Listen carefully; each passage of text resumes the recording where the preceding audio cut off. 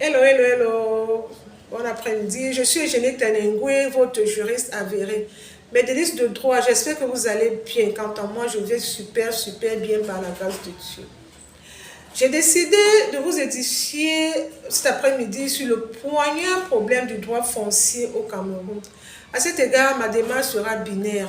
Dans ce premier temps, je vais vous donner un bref aperçu de la législation foncière au Cameroun.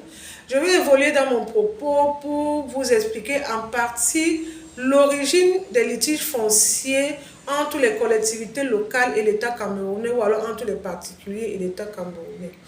Ce qu'il faudrait savoir de prime abord, c'est qu'avant l'indépendance acquise au Cameroun en 1960, les terres étaient considérées comme vacantes, c'est-à-dire n'appartenant à personne.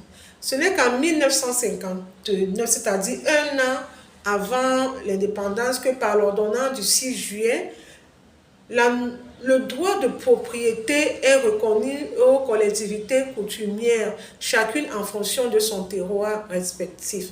On passe ainsi de la notion de terre vacante à la notion de droit de propriété.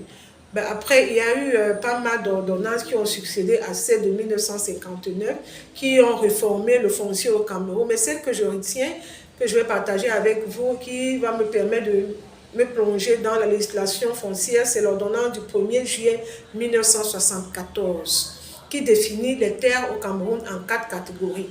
Le domaine public, le domaine privé de l'État, le domaine privé des particuliers et le domaine national.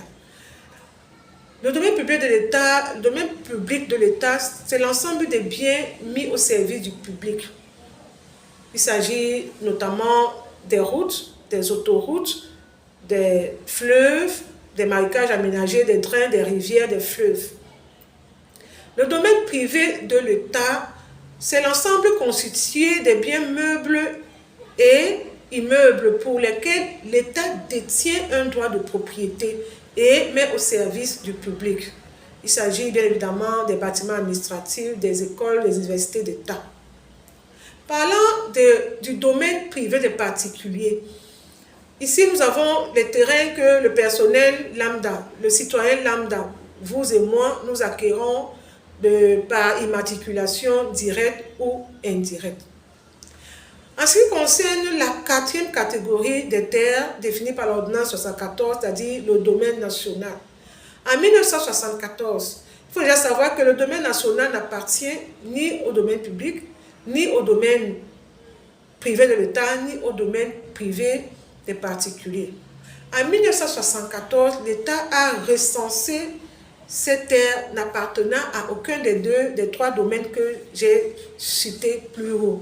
L'État a donc recensé ces terres.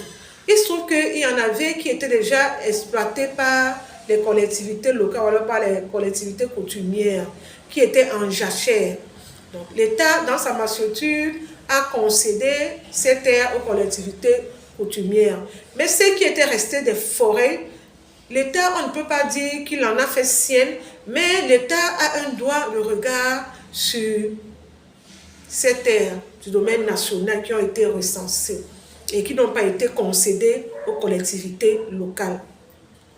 L'origine des litiges fonciers, en partie, vient du fait que ces terres-là qui ont été recensées par l'État, certaines font l'objet de ventes par les collectivités locales frauduleusement. Elles sont même parfois immatriculées, on ne sait par quelle alchimie.